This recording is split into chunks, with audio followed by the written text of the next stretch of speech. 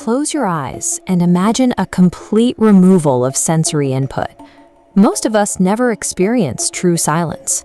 Our daily environments are saturated with the hum of traffic, the buzz of electronics, and the constant overlap of human activity. We are so accustomed to this noise floor that when we enter a space where it is absent, the brain begins to struggle. This split screen shows how audio behaves differently in a deep wilderness. In a dense forest during a new moon, the environment becomes an acoustic vacuum. Without wind or the ambient glow of moonlight to mask it, a single sharp sound wave travels for miles across the cold air with almost no degradation. Humans have a biological aversion to this level of sensory deprivation. When the environment goes quiet, we instinctively produce our own noise. We hum, talk to ourselves, or whistle. These are simple biological anchors used to confirm our own presence in the dark. This modern impulse to fill the void with sound is precisely what makes us visible in environments where we are evolved to stay hidden.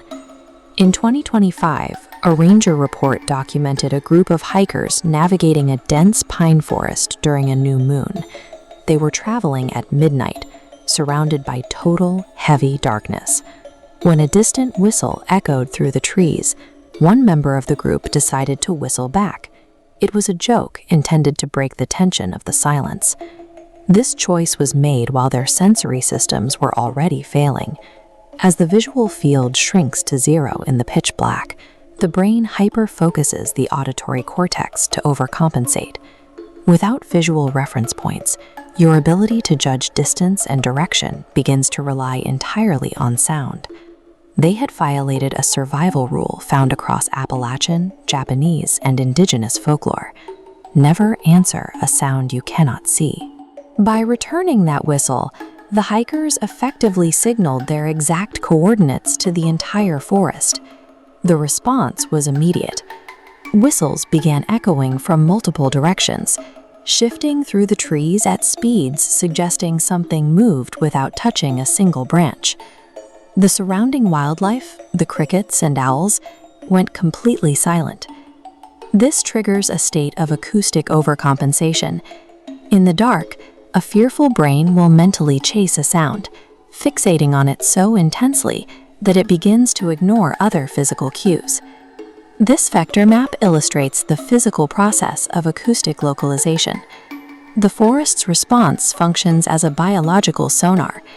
Every time a human whistles into the trees, the return echoes allow a listener in the dark to triangulate the human's exact position based on how the sound waves bounce back. These return waves contain granular data. A predatory listener can detect the distance of the prey, the frequency of their breathing, and even the minute vocal tremors associated with a spike in adrenaline. In this environment, a predator bypasses the need for sight entirely. It uses your own sounds to build a high-resolution map of your location and your vulnerability. Reports from survivors describe a terrifying shift in the sounds. They move from simple bird-like whistles to distorted, stretched mimicry of human laughter or personal melodies. The sounds feel wrong, too slow or too mechanical, as if something is reconstructing audio without knowing the meaning behind it. One hiker recorded a whistle that appeared to have his own heavy breathing layered perfectly underneath it.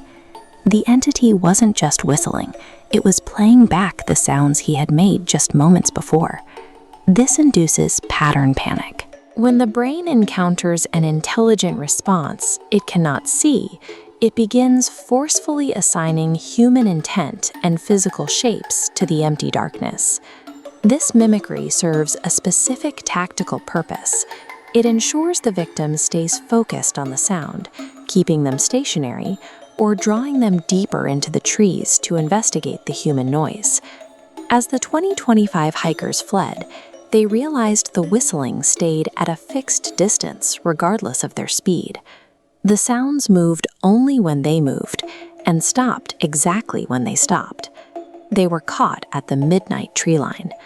This is the transition zone where human spatial judgment fails completely. The high contrast shadows between the trees create towering, ambiguous shapes that the brain interprets as movement. The goal of this acoustic pressure is to break the group's cohesion. Under the stress of intelligent mimicry, people scatter. They trip, lose their orientation, and eventually isolate themselves in the dark. Fear acts as the final component of the trap. Once the victims are psychologically broken, they become physically vulnerable. A report from a search and rescue operation describes a responder who heard a specific whistle pattern echo back from the woods. He had never made the sound out loud. He had only hummed it internally while walking. This suggests that the mimicry eventually reaches a level of precision that overlaps with the victim's own thoughts. To a brain already hypersensitized by silence and fear, the external whistle and the internal thought become indistinguishable. This may explain why some victims are found deep in the woods with no signs of a struggle. They appear to have walked calmly and directly toward the source of the sound, as if they were following their own voice. Survival records offer one final rule for a new moon trek: keep your noise to a minimum and your presence unconfirmed. Avoid the urge to investigate the sounds between the trees, because curiosity is the primary tool used to draw prey off the trail. The initial whistle from the forest serves as a probe. Your response provides the final set of coordinates. In the deep woods, silence is your only camouflage. Thought become indistinguishable.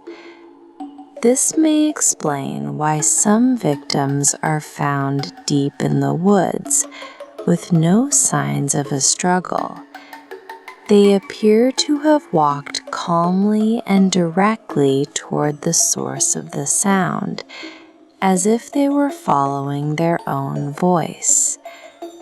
Survival records offer one final rule for a new moon trek: keep your noise to a minimum and your presence unconfirmed.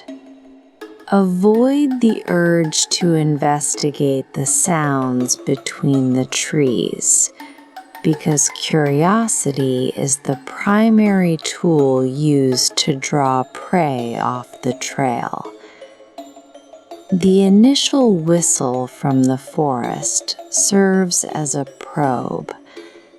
Your response provides the final set of coordinates. In the deep woods, silence is your only camouflage.